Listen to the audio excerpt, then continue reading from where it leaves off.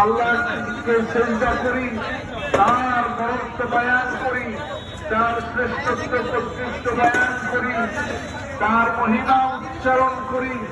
এইগুলি আমাদের কাজ হওয়া উচিত।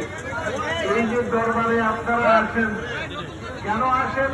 এই জন্য যাতে আল্লাহকে পান, আল্লাহকে রাজি খুশি করতে পারেন, তার পথে চলতে পারেন।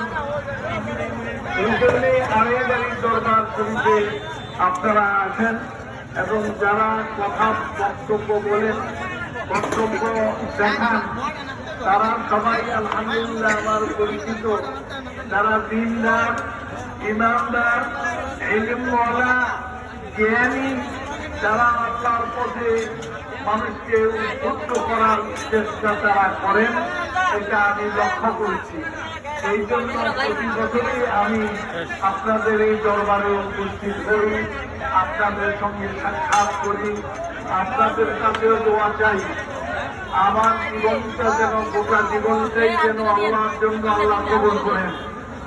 আমার তার ইবাদত বন্দেগী